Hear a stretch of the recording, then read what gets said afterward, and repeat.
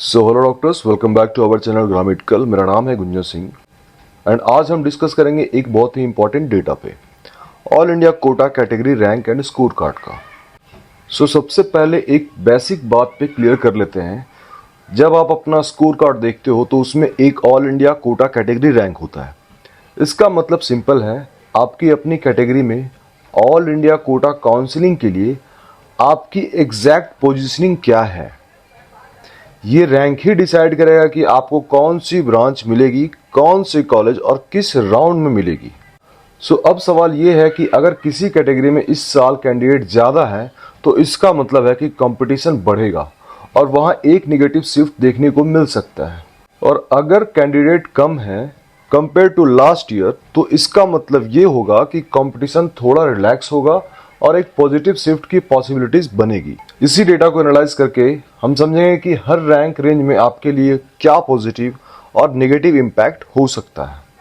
और जब भी काउंसलिंग की बात आती है तो आपको एक चीज हमेशा ध्यान में रखना है कि काउंसलिंग एक स्ट्रेटजी गेम की तरह है, क्योंकि आपको आपके रैंक, स्कोर कार्ड और बजट के अकॉर्डिंग सीट सिक्योर करनी होती है। इसलिए रूल्स एंड रेगुलेशन को फॉलो जरूर करें। अगर वो चीज़ आपको नहीं समझ में आ रही है तो दिए गए नंबर पे कॉल करके हमसे बात करें, कोई भी डाउट है उसको क्लियर करें। एंड अगर सर्विसेज अवेल करना चाहते हैं तो हमारे स्लॉट्स ओपन हैं, अभी आप अवेल कर सकते हो एंड हेल्प ले सकते हो। वीडियो को स्टार्ट करने से पहले अगर आप चैनल पर नए हैं तो चैनल को सब्सक्राइब जरूर करके रखिए। कोई भी नोटिफिकेशन अपडेट आती है आपको टाइम पे मिलेगी। चलिए स्टार्ट करते हैं रैंक वाइज ब्रेकडाउन।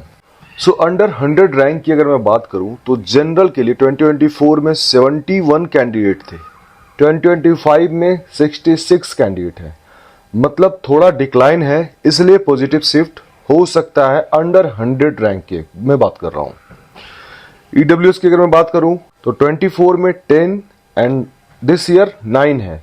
डिक्लाइन यहां भी पॉजिटिव शिफ्ट आप देखने को मिल सकता है। ओबीसी की बात करूं तो 18 थे 2024 में एंड इस साल यानी कि 2025 में यही नंबर ऑफ कैंडिडेट जो है ओबीसी में 25 हो गए हैं। दैट मीन्स कि 25 हो गए हैं इस साल, जो पहले 18 थी। अंडर 100 रैंक तो नोटिसेबल इंक्रीज हुआ है ये, मतलब यहाँ कंपटीशन थोड़ा बढ़ेगा और टॉप 100 में ओबीसी के लिए नेगेटिव शिफ्ट हो सकती है। एससी एसटी की अगर मैं बात करूँ तो इस कैटेगरी के लिए इस टॉप स्लॉट में कोई डायरेक्ट बेनिफिट लॉस की बात नहीं है। अगर देखा जाए तो जनरल और ईडब्ल्यूएस को थोड़ा रिलीफ मिलेगा, ओबीसी स्टूडेंट के लिए ज्यादा फाइट होगी अंडर 100 रैंक्स। रैंक अंडर 500 की मैं बात करूं तो जनरल कैटेगरी में 335 थे लास्ट ईयर एंड इस बार 325 है। Decline is equal to positive shift, क्योंकि इस साल कैंडिडेट कम है जनरल कैटेगरी में अंडर 500 रैंक, तो पॉजिटिव शिफ्ट जरूर देखने को मिलेगा। ईडब्ल्यूएस 46 लास्ट ईयर थे, 42 इस बार भी है, इसमें भी पॉजिटिव शिफ्ट आपको मिलेगा देखने को। ओबीसी लास्ट ईयर 112 थी एंड 128 इस साल की है। दैट मीन्स कि नेगेटिव शिफ्ट जाने के चांसेस हैं। SC category last year 7 number of candidate थे अंडर 500 रैंक, इस साल 4 हैं। दैट मीन्स कि ये भी पॉजिटिव रहेगा। एसटी में लास्ट ईयर 0 थे, इस साल 1 है, यानी कि एसटी कैटेगरी का लास्ट ईयर कोई भी कैंडिडेट अंडर 500 नहीं था, इस साल 1 है। अंडर 500 रैंक की अगर मैं बात करूं, जनरल, ईडब्ल्यूएस, एससी, इनको थोड़ा बेनिफिट जरूर मिलेगा, बट ओबीसी एसटी के लिए कंपटीशन थोड़ा टाइट रहेगा। रैंक 1000 की बात करूं तो जनरल कैटेगरी में लास्ट ईयर जो नंबर ऑफ कैंडिडेट थे 656 थे एंड इस साल 632 है। मतलब कि लास्ट ईयर के कंपैरिजन में इस साल कैंडिडेट कम है इस कैटेगरी में, तो पॉजिटिव शिफ्ट इसकी देखी जाएगी अंडर 1000 रैंक। ईडब्ल्यूएस में 100 थे लास्ट ईयर, इस बार 92 है। दैट मीन्स कि यहां भी पॉजिटिव शिफ्ट रहेगा। ओबीसी की बात करूं 230 थे लास्ट ईयर, 256 हो गए हैं, बड़ी है, कैंडिडेट्स बढ़े हैं, यानी कि नेगेटिव शिफ्ट देखने को मिलेगा। एसटी लास्ट ईयर 0, इस बार 3, ये भी इंक्रीज हुआ है, तो यहां भी अंडर 1000 रैंक नेगेटिव शिफ्ट आपको अपनी कैटेगरी में देखने को मिलेगा। जनरल और ईडब्ल्यूएस थोड़ा रिलैक्स हो रहे हैं, लेकिन ओबीसी, एससी और एसटी में कंपटीशन ग्रो हो रहा है। ये मैं पर्टिकुलर अंडर रैंक 1000 के बारे में बात कर रहा हूँ। रैंक 2000 के बारे में बात करें तो जनरल जो कैंडिडेट थे लास्ट ईयर 1253 थे एंड इस साल 1191 है, यानी कि यहाँ पे भी एक पॉजिटिव शिफ्ट आपको देखने को मिलेगा जनरल में। ईडब्ल्यूएस की अगर मैं बात करूं 222 कैंडिडेट लास्ट ईयर थे एंड 213 इस साल हैं, यहां भी पॉजिटिव शिफ्ट देखने को मिलेगा। ओबीसी की बात करो 482 लास्ट ईयर, 551 इसमें बड़ा इंक्रीज है, इसलिए नेगेटिव शिफ्ट ज्यादा देखने को मिलेगा अगर 2000 रैंकिंग में बात करूं तो। एससी में 39 कैंडिडेट थे लास्ट ईयर, इस बार भी 39 ही है, सो कोई मेजर शिफ्ट में बदलाव नहीं आएगा, इसमें कोई चेंजेस ज्यादा देखने को नहीं मिलेंगे आपको। एसटी कैटेगरी में 3 थे लास्ट ईयर, इस बार 6 हो गए हैं, इंक्रीज हुआ है इसलिए नेगेटिव शिफ्ट मिलेगा देखने को आपको। सो जनरल ईडब्ल्यूएस थोड़ा सेफ जोन में है यहाँ पे, ओबीसी एसटी को यहाँ स्ट्रगल ज्यादा होगी। सो इस कैटेगरी रैंक के बेसिस पे आप ये भी एनालिसिस कर सकते हो कि कौन से पार्टिकुलर कैटेगरी में कितने नंबर ऑफ कैंडिडेट बढ़ या घट रहे हैं।